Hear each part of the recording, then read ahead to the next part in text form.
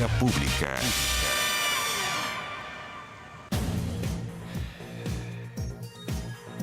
¿Qué tal? ¿Cómo están ustedes? Bienvenidos a Vía Pública. Tras varios días de anuncios, amenazas, finalmente hoy la oposición presentó la acusación constitucional en contra del ministro de Vivienda y Urbanismo, Carlos Montes. Parlamentarios de Chile Vamos, republicanos, Partido Social Cristiano y Partido de la Gente presentaron el libelo acusatorio de 5 capítulos y 81 páginas. ¿Por qué le mencioné los partidos? No es porque sí, es porque si usted se fija, no están demócratas, que tiene parlamentarios, ni está la democracia cristiana. Por lo tanto, esto importa, porque por Dios que importa en una acusación, ¿están o no están los votos? Aparentemente en la contabilización lineal, gruesa, por ahora, no estarían los votos para acusar al ministro. Pero bueno, falta toda la discusión, en fin. En este caso, al ministro, o esta acusación, se imputa que se cometieron, comillas, graves actos de corrupción al interior del Ministerio de Vivienda a lo largo del país en el contexto de la ejecución del programa Asentamientos Precarios. Principalmente durante los años 22 y 23 se acusa al ministro como el responsable político de haber infringido el principio de probidad y su responsabilidad en faltas de control jerárquico por el caso Convenios. Ahora el secretario de Estado tendrá 10 días para presentar su defensa ante la comisión revisora. Vamos a la mesa de conversación.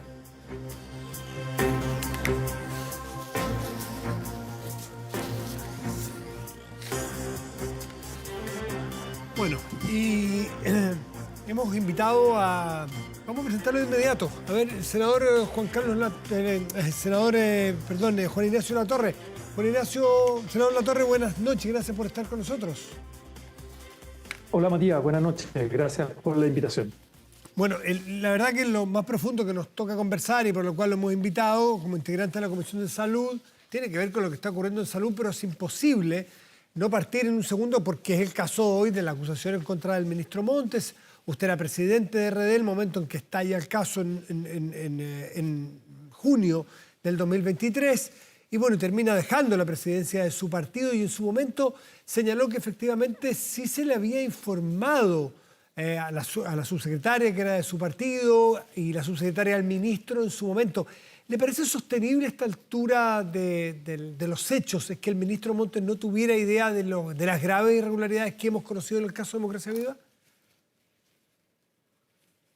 A ver, efectivamente lo que nosotros planteamos es que una vez que conocimos la existencia de los convenios el día 6 de junio, por solicitud de los propios implicados que nos pidieron una reunión a la directiva en ese momento, que fue una reunión por Zoom, con antecedentes muy parciales, muy generales, todo de manera verbal, nada respaldado por escrito.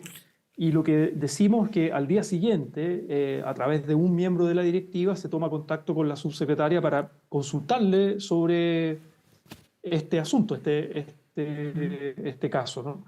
Y la subsecretaria, bueno, eso ya es de público conocimiento, nos informa que estaba recabando antecedentes, que todavía no hablaba con el ministro, y que estaba recopilando información y cualquier cosa nos contaba. Eso fue el día 7 de junio y esto después sale en los medios de comunicación el día 16 de junio.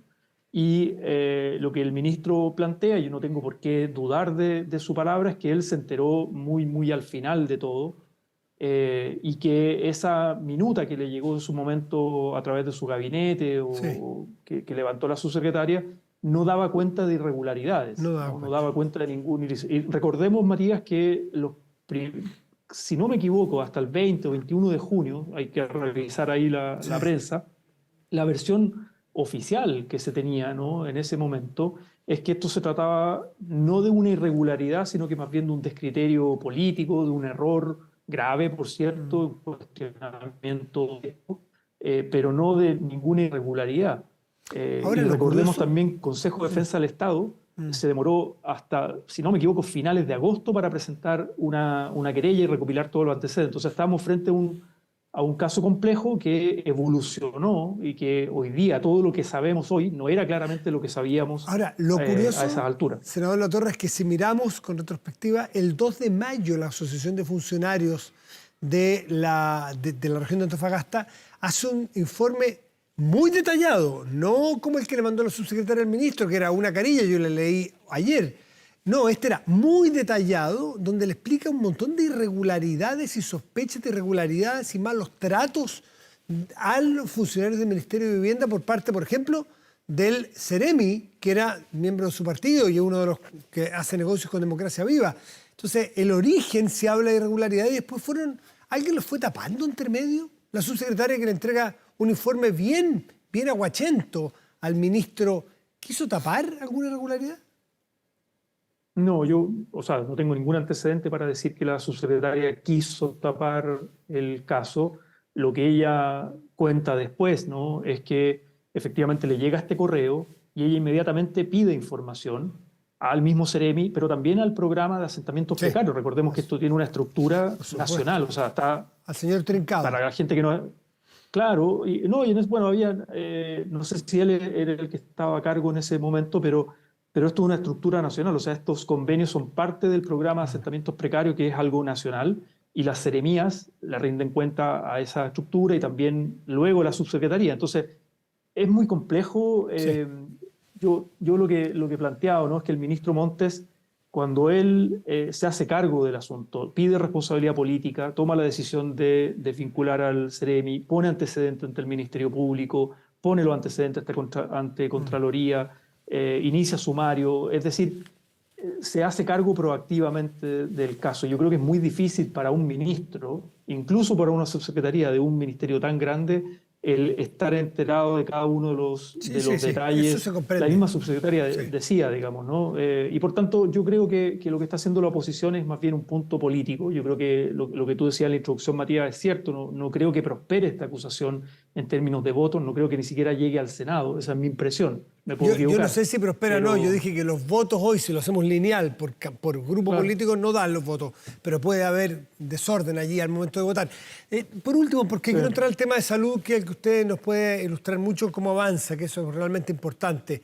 Lo otro también, sin duda. Pero lo último en esta materia, cuando usted habló en esa primera conversación con los implicados, también habló con el Ceremi Carlos Contreras, militante de RD, porque está detenido hoy día, porque él sigue sosteniendo, no he dicho lo contrario, que él le hizo ver a Presidencia de la República los antecedentes antes de que salieran en la prensa. Y dice que en algún momento va a mostrar evidencia de esto y no lo ha mostrado hasta aquí.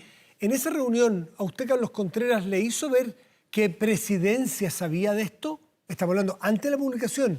¿A qué se refería Contreras? No sé, eso él tendrá que hacerse cargo de sus dichos, al menos a nosotros como directiva. No fue una reunión solo conmigo, fue una reunión que ellos nos pidieron, digo ellos, Andrade, Contreras, el equipo de la diputada Pérez, la directiva regional de Antofagasta. Perfecto. De RD, fue un Zoom con toda la directiva. No le hizo referencia. Ninguna referencia a aquello. ¿Por Presidencia se puede referir eventualmente al jefe de asesores Miguel Crispi? ¿Podrá hacer eso? ¿Podrá referirse a eso? ¿O le hizo referencia a usted que le había informado Miguel Crispi también de su partido o no? No, tampoco hicieron ninguna referencia de ningún contacto. Lo que salió en un medio después es que él había enviado correos a la que era encargada del programa Asentamientos Precarios, que es tía de Miguel Crispi. No me acuerdo el nombre de ella, apellido Serrano. Claro, y que hacía una inferencia de que porque ella sabía y es tía de Crispi, entonces Presidencia sabía, pero en el fondo me parece a mí que esa es la versión de Contreras que hoy día está en prisión preventiva, y yo valoro, y nosotros valoramos que esto avance. ¿Qué le parece a usted que desde el Partido Socialista hay alguna presión porque salga Miguel Crispi del cargo en que está? ¿Le parece justo? ¿Le parece necesario? ¿Le parece que es una opción directa contra su partido? ¿Cómo lo ve? No, yo hoy día lo conversé con Paulina Bodanovich. Ella dijo que había conversado también con Diego Vela, el presidente actual, y fue una opinión de ella en términos personales. No quería comprometer al partido en su conjunto en aquello. Y lo que hemos dicho es que yo creo que ese tipo de planteamientos es súper legítimo que se haga, pero creo que hay que hacerlo por los canales. O sea, la presidenta del Partido Socialista tiene línea directa con la moneda y se puede hacer el punto ahí. Y finalmente es intentar pautear al presidente por la prensa, digamos, de una decisión de su equipo íntimo, en el fondo. Y el presidente además ha dado muestras que cuando él necesita hacer cambios, los hace. Recordemos, sacó a su jefe de Sí, gabinete, claro, ha sacó a hecho su cambios. ex jefe al segundo piso, o sea, no tienen que Sí. andar pauteándolo por la prensa para hacer los cambios que él estime convenientes. Senador Latorre, vamos al tema de salud, porque se ha aprobado en la Cámara de Diputados adelantar el alza de los planes, o más bien la posibilidad de subir el precio, esto por el índice de precios de la salud, para intentar darle sustentabilidad a las ISAPRES, adelantar lo que ellos podían cobrar en junio y poder cobrarlo en marzo. Esto pasa al Senado y esto, ¿cómo ve usted la situación? Porque hay algunas ISAPRES que dicen que podrían en febrero caer la primera. Y la primera, no la última, podrían ser sucesivamente otras y generar un colapso general. ¿Cómo lo está viendo? A ver, primero valorar el acuerdo, el protocolo de acuerdo que se llegó en la Cámara de Diputados, que tuvo un amplio apoyo bien transversal, si bien hubo desmarque o descuelgue de diputados oficialistas, pero creo que en su gran mayoría respaldaron el protocolo de acuerdo. Nosotros en la Comisión de Salud del Senado llevamos 7 u 8 meses de discusión con la ley corta, ya estamos votando las indicaciones. Pero los diputados les tocó enfrentarse a esto en una ley miscelánea del reajuste del sector público y por tanto yo creo que claro, les costó subirse al carro de un debate que es súper complejo, que tiene elementos técnicos. Y por tanto yo creo que en el Senado debiera aprobarse esta indicación, digamos, este artículo en la ley miscelánea. Nosotros creo que lo vamos a estar votando el día jueves en la mañana y podrán haber algunos matices respecto al protocolo de acuerdo para poder destrabar aquello, ¿no? Pero no creo que haya grandes cambios, esa es mi impresión. Y entendemos que esta es una medida que mitiga el impacto sobre todo del fallo GES, Matías, no necesariamente de tabla única de factores, sino que No, el por GES, supuesto. es decir, el equilibrio financiero de aquí para adelante, donde recordemos que la Superintendencia de Salud solicitó una prórroga para que no empezara de inmediato la aplicación. Y fue la tercera sala de Fue la Corte Suprema, rechazado. o sea, no fue el gobierno del presidente Boric el que rechazó esa prórroga y por tanto el gobierno buscó esta medida que es de mitigación, no es una medida que soluciona todos los problemas. Y respecto a la posible insolvencia de algún ISAPRE, hoy día lo aclaró el superintendente en la propia Comisión de Salud del Senado y creo que en algún medio de prensa también, donde él dijo que es probable que de no haber alguna medida como la que se está aprobando ahora, y por eso es importante que se apruebe, podría entrar una ISAPRE en febrero en insolvencia, que no quiere decir que es una quiebra inmediata. Pero luego Es dijo decir, sucesivamente otras. claro, porque lo que hace el sistema de supervigilancia de las ISAPRE es revisar los indicadores, ¿no?, de riesgo Liquidez. financiero, entre otros, claro, para si es que entran o no en insolvencia. Y ahí viene todo un plan que está en la ley, está regulado en la ley de contingencia, plan de ajuste, que tiene que ser acordado con la superintendencia y en último término una intervención para sacar a la ISAPRE de esa situación. Ahora, ¿eso tiene efectos en los usuarios, en los afiliados? Sí, porque hay una especie de corralito, ¿no?, con los afiliados a una determinada ISAPRE. Y por tanto, acá lo que estamos buscando, y ha sido el espíritu de la ley corta, es, por un lado, que se cumplan los fallos de la Suprema, tabla de factores, GES, pero que al mismo tiempo no haya un riesgo sistémico que arrastre la prestación de servicios de las personas, tanto de los que cotizan en ISAPRE como de las que cotizan en FONASA, porque Usted, esto podría arrastrar clínicas, laboratorios, claro, etc. por supuesto. ¿Usted tiene conciencia de que de caer, por ejemplo, el sistema de ISAPRES completo puede arrastrar al sistema de salud público y privado, más allá de lo que le ocurra a los aseguradores privados? Sí, por eso es que ese ha sido el espíritu del debate en la ley corta. Ya. Yo creo que hay que apurar el tranco y el compromiso del presidente de la Comisión de Salud, el senador Castro, es sacar la ley corta del Senado en enero, ¿no? Estamos recién votando las indicaciones, son como 31 indicaciones, hemos votado, si no me equivoco, 3 o 4, pero en el fondo la preocupación es que efectivamente acá no hay un colapso sistémico de las aseguradoras privadas, sobre todo por la integración vertical con las clínicas y el impacto en los usuarios, en los laboratorios, etc. Ahora, eso no significa, creo que hay que también plantearlo con mucha claridad, recordar el origen de esto, que es un proceso de judicialización masiva en contra de las ISAPRES, donde la Corte Suprema le ha dado el favor a las personas. ¿no? Le ha encontrado razón a las personas en sus reclamos judiciales. Y por tanto, acá no ha lugar ningún tipo de perdonazo, salvataje gratuito, digamos, ¿no? Sino que buscar el equilibrio, y eso tiene que ver con gradualidad, tiene que ver con una serie de medidas de mitigación para que no haya un riesgo sistémico. Pero las ISAPRES se tienen que hacer cargo también de lo que han hecho.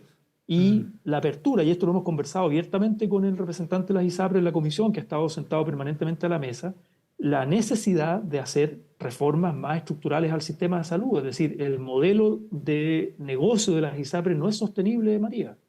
No le está sirviendo ni siquiera a los propios afiliados y hay una incertidumbre respecto del sistema y eso implica ponernos de acuerdo en una reforma que es parte del protocolo. El gobierno se comprometió a un protocolo de acuerdo para iniciar reformas estructurales, no solo al subsistema privado, sino que a la colaboración pública-privada, al sistema de licencias médicas que hay que modernizar, el fortalecimiento de FONASA. No, sin duda que hace falta una reestructuración, una mirada macro. Exactamente. Sí, sí. Bueno, entonces esta ley corta podría salir, con este acuerdo podría salir muy pronto y podría darse un balón de oxígeno a un sistema que parecía muy cercano al colapso, ¿no? La ley de reajuste debiera aprobarse, María, el jueves o viernes a más tardar, y con esta indicación del ICSA, del adelanto del ICSA, eso debiera aprobarse ahora. Y la ley corta sigue su trámite, porque recordemos, estamos en el primer trámite en el Senado, luego pasa a la Cámara, ahí hay otro espacio para indicaciones, mejoras a la ley corta, a las que ya ha introducido el Ejecutivo, y el plazo, recordemos, Matías, el último plazo que puso la Suprema, la última prórroga que dio es hasta el 12 de mayo. Claro. Por tanto, la ley debiera estar despachada, la ley corta, que ahí hay una serie de medidas de mitigación, de fortalecimiento de FONASA con la modalidad de coberturas complementarias, por ejemplo, para que las ISAPRES puedan transitar como a esta lógica de seguros de segundo piso. Y eso, el plazo de todo aquello es el 12 de mayo, ¿no? Son cosas distintas y lo del ICSA es simplemente un adelanto para mitigar el impacto del fallo que es en las ISAPRES en el corto plazo. Juan Ignacio Latorre, senador de RD, miembro de la Comisión de Salud del Senado, gracias por conversar esta noche con nosotros. Que esté muy bien. Gracias, María. Buenas noches. Chao, gracias. Hacemos una pausa y volvemos. Espérenos.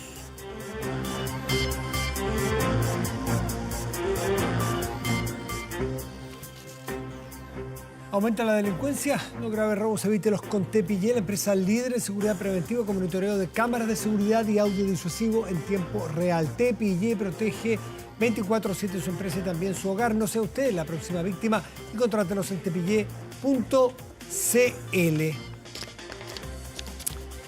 Bueno, y hoy el Banco Central informó de una cuarta baja consecutiva en la tasa de interés, 75 puntos base, quedando en 8,25%. Puede que eso no nos diga mucho. Que sea la cuarta, sí, puede decirnos algo, tendencia. El 75 puntos base, bueno, para los que son más expertos dirá muchas cosas. El que quede en 8,25, ¿quiere decir eso que son todos la tasa de interés va a quedar en 8,25 o es de referencia a otros? Pero sobre todo, respecto de lo que viene en la economía hacia adelante, ¿qué significa esta medida? Por eso tomamos contacto con Juan Pablo Medina, que es académico de la Escuela de Negocios de la Universidad Adolfo Ibáñez y miembro del Grupo de Política Monetaria, que es un ente asesor. Juan Pablo Medina, buenas noches, gracias por recibirnos. ¿Cómo estás? Hola, buenas noches, Matías. Muchas gracias por la invitación. Bueno, eso, pues yo planteaba los datos y necesitamos un profesor que nos diga qué significa, cómo leemos, profe, estos datos. A ver, quedan 8,25 la tasa de interés, 75 puntos base lo bajó. ¿Significa que es mucho, es poco, era lo esperado, es lo prudente? ¿Cómo lo ven? Bueno, quizás uno puede pensar en libro de texto y el libro de texto a veces es más fácil que la práctica, obviamente. Así que la ciencia o la política monetaria tiene harto de arte y ciencia. Mira, sumando y restando, quizás el mercado en el margen se había inclinado por 50 puntos base, fue un poco más. ¿Por qué se había inclinado 50 puntos base? Porque en el fondo el registro de inflación de noviembre no había sido tan bueno en términos de demostrar eso, pero si uno después le suma la última semana de lo que pasó con la Reserva Federal, de que anunció en el fondo que va a ser más, va a tener más reducciones de tasa el próximo año, eso yo creo que allanó un poco el camino a bajar un poco más rápido la tasa en esta oportunidad, ¿ya? Mi lectura de esto es que sí, todavía queda mucho espacio hacia adelante por seguir bajando la tasa. Es una tasa todavía contractiva. ¿A cuánto, Juan Pablo, solo para la referencia, a cuánto llegó en los momentos donde esto no era tema? Porque hubo mucho tiempo que la inflación en Chile no era tema, muchos años. Esto es como cuando uno tiene salud, no valora lo que es la salud hasta que se enferma. Bueno, nos enfermamos y por Dios que valoramos no haber tenido inflación durante 30 años. Pero en fin, ese es otro tema. Vamos a suponer, pre-estallido, pre-pandemia, ¿en cuánto estaba la tasa del Banco Central? Esta misma tasa, la TPM.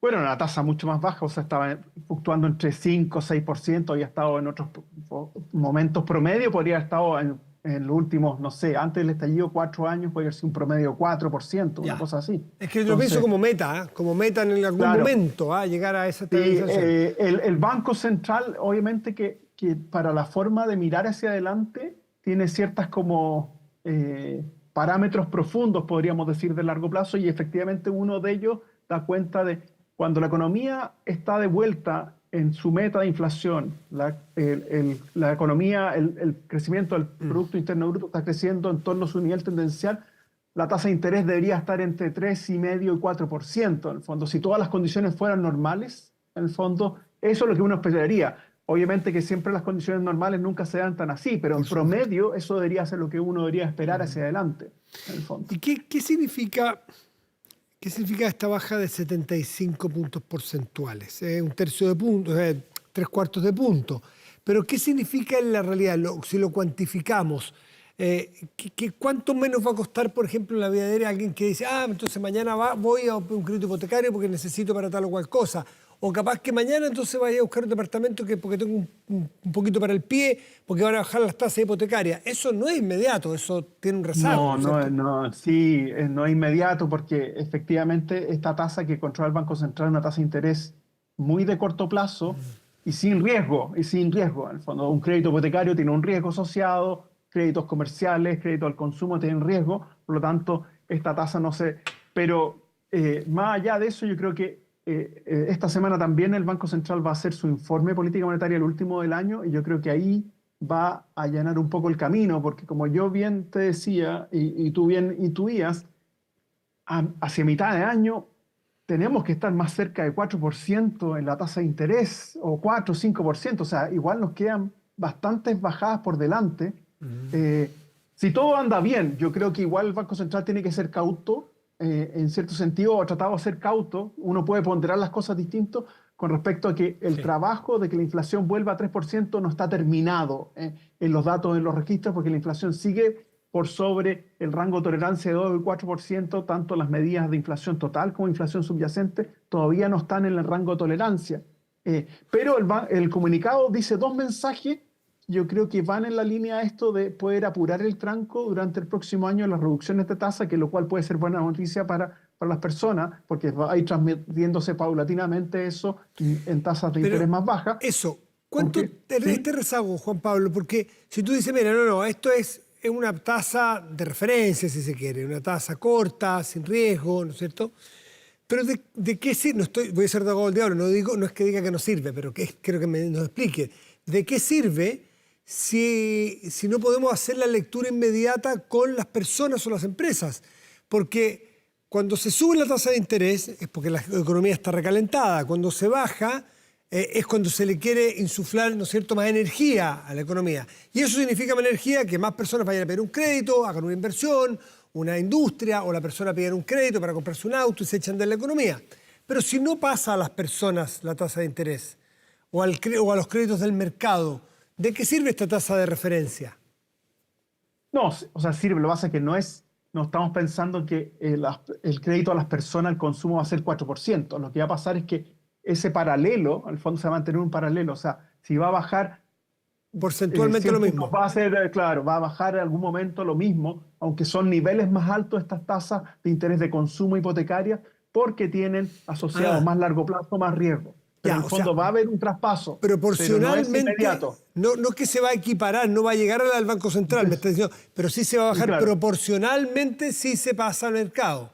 O sea, lo que no Claro, tenemos sí, que... va a pasar ok, paulatinamente, no inmediatamente sí, a la misma velocidad, claro. perfecto. Pero eso. Lo que iba a mencionarte era que habían dos datos, yo creo, en el comunicado que son importantes para la hora de mirar hacia adelante de cómo el Banco Central va a mirar el 2024 con respecto al trabajo de lograr la inflación. Dice dos cosas el comunicado de hoy día, que dice, uno, que toma el dato de noviembre como algo puntual, como que no marca tendencia.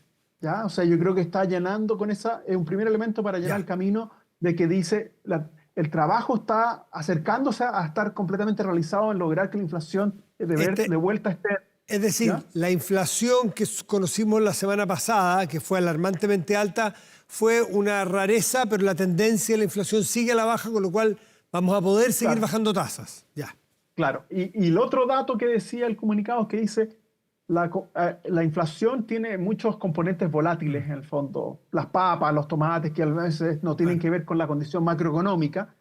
Y entonces hay unas medidas que excluyen eso que se llama inflación subyacente. Sí. Y ellos dicen también en el comunicado que esa inflación subyacente va a converger a 3% más rápido, más antes, o sea, antes de lo anticipado. Entonces, Oye, ese segundo antecedente muestra en el fondo como que está allanando el camino de que si se da en ese escenario, como que el trabajo va a estar terminado y por lo tanto puede ser que pueda bajar la tasa de interés más rápidamente en el curso del próximo año. a veces nosotros, yendo un poquito más en la macro, nos cuesta entender cosas institucionales y la importancia que tienen en la vida diaria. Aquí estamos viendo un banco central del cual estamos conversando sus medidas, que es autónomo, o alguien dice, bueno, eso es normal. No, no es normal. Vea usted en Argentina si es normal o pueden emitir si el gobierno los manda. Aquí, si el gobierno manda, el Banco Central no emite, es autónomo. Algo que parece dado, pero no está dado en todas partes. Y la importancia del Banco Central y el manejo monetario. No sé si viste un artículo de Economist de hoy que hace un ranking de las mejores economías del mundo y el manejo de este año de la crisis. Y Chile se ha elegido el número 7 del mundo en la economía mejor manejada del mundo. Sobre todo Latinoamérica, sobre España, sobre Portugal, en fin. Y una de las razones que daba para poner a Chile entre los países mejor económicamente del mundo tiene que ver con textual, la temprana reacción que tuvo nuestro Banco Central autónomo para subir las tasas cuando empezaba la crisis post-pandemia. Muchos países ricos no lo hicieron porque se quedaron durmiendo la siesta. El Banco Central chileno rápidamente subió, con lo cual le permite antes empezar a bajarla. Mire Estados Unidos, que recién promete que el otro año empieza a bajarla. Chile ya viene bajando rápido para recuperar su economía. ¿Coincides tú que el Banco Central ha tenido un papel relevante en los últimos años en el manejo complejísimo de la inflación mundial para nuestro país? Sí, yo coincido con ese diagnóstico. No leí el artículo de Economist hoy día, lo voy a leer, gracias por el aviso. Pero sí, uno mira, en todo caso, hay que poner las cosas en contexto. Efectivamente, los países avanzados, entiéndase Estados Unidos y Europa, fueron muy como cautos en subir la tasa de interés. Y si uno mira los registros inflacionarios, si uno mira a 30 años, como que la inflación en Latinoamérica vino convergiendo de abajo, y ahora pareciera que los avanzados convergieron a los registros inflacionarios de Latinoamérica, pero es cierto que toda Latinoamérica, Brasil también subió la tasa de interés también prontamente y agresivamente. Incluso un país que estaba con dificultades fue Uruguay, que también subió agresivamente la inflación y que siempre ha tenido dificultades para controlar la inflación, pero subió mucho más y ahora tiene una inflación más baja de lo que tenía hace muchos años.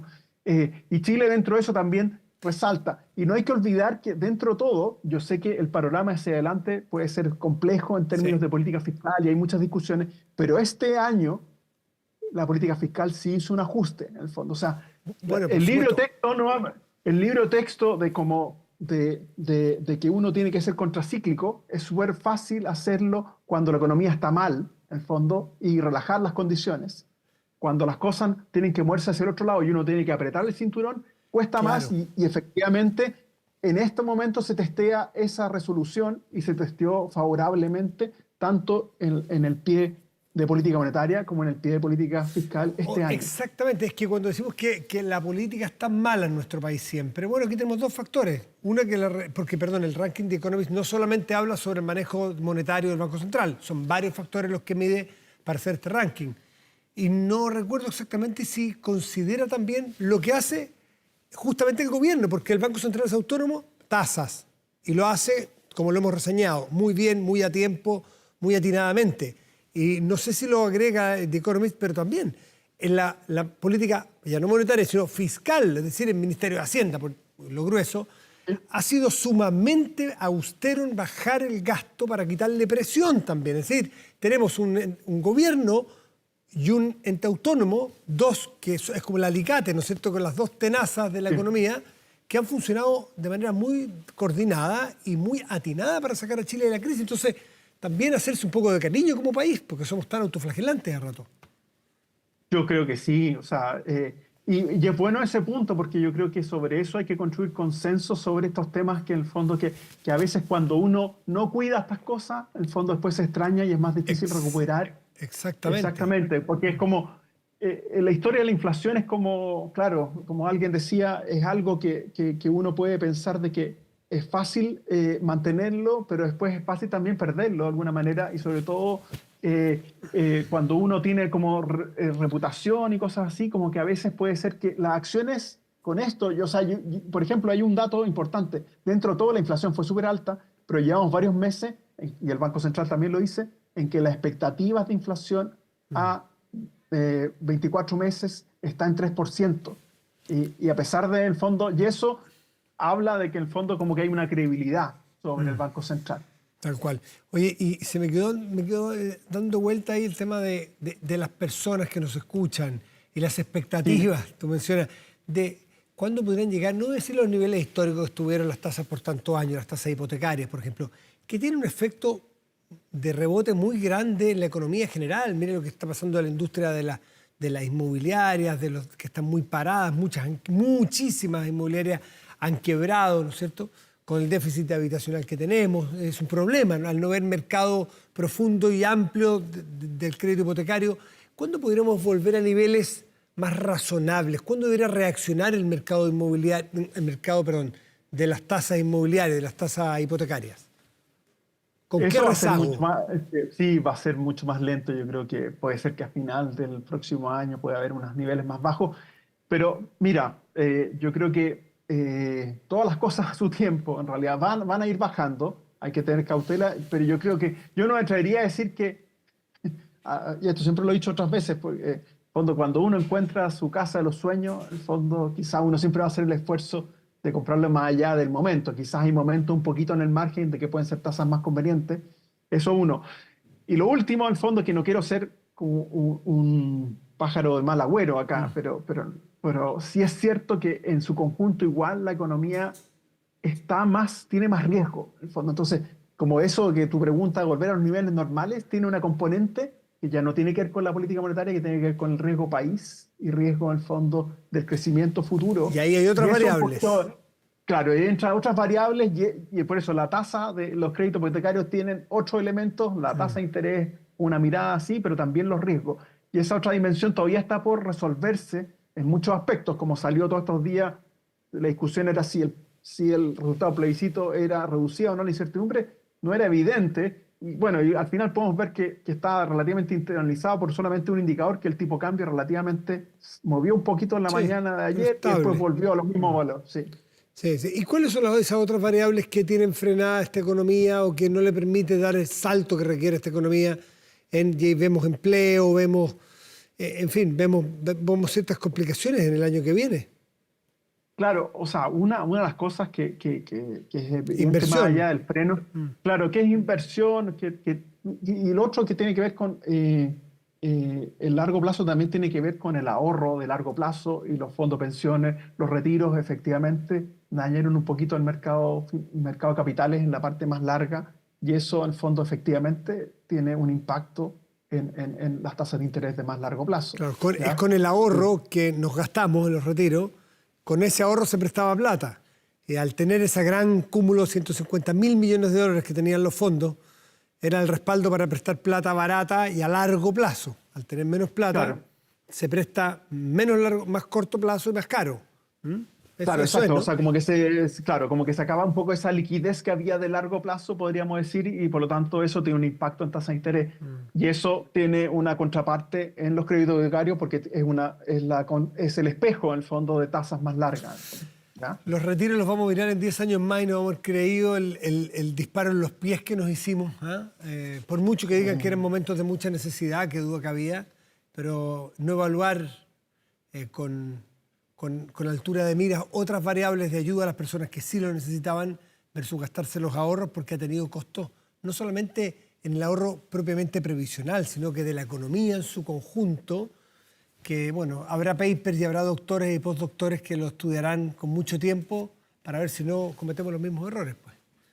O sea, mira, igual dentro de todo, en los momentos que uno no sabe porque cuando estábamos en el COVID, a lo mejor no sabía si había futuro, en el fondo. Yo creo que también es difícil saber eso. O sea, al final hay volviendo al libro de texto de economía, un libro de texto Mankiw habla de los trade-offs. Al final, sí, una cosa por otra. Es una cosa por otra, o sea, pero en su momento hay que reconocer que quizás no sabíamos si había futuro, en el fondo, con el COVID. Así que ahora, claro, obviamente que es más fácil mirarlo, pero es bueno saber y poder ponderar las cosas de los costos. O sea, que cada decisión tiene un efecto colateral en alguna otra dimensión y hay que ponderarlo, en el fondo, para mirarlo en perspectiva después al futuro y poder sacar lecciones y no cometer los mismos. De eso se trata la madurez, pues, darse cuenta que los actos tienen consecuencias. Un niño a veces no evalúa las consecuencias y mete el dedo al enchufe, no sabe que le va a dar electricidad. Pero en fin, son temas más profundos y largos, pero Juan Pablo Medina, te agradecemos mucho este análisis de la baja de tasas, cuarta baja consecutiva de la tasa de política monetaria del Banco Central. Muchísimas gracias como siempre por atendernos, que te vaya muy bien. Muchas gracias, Matías, buenas noches. Chao, chao, buenas noches. Porque una gran persona necesita una gran camioneta, súbete junto a tu familia Jack T8, equipada con cómodas cabinas en su interior, aire acondicionado, volante regulable a tu altura, Apple CarPlay y Android Auto. Descubre este modelo en jackauto.cl. Con Jack T8 estás para grandes cosas. Hacemos una pausa y volvemos, espérenos.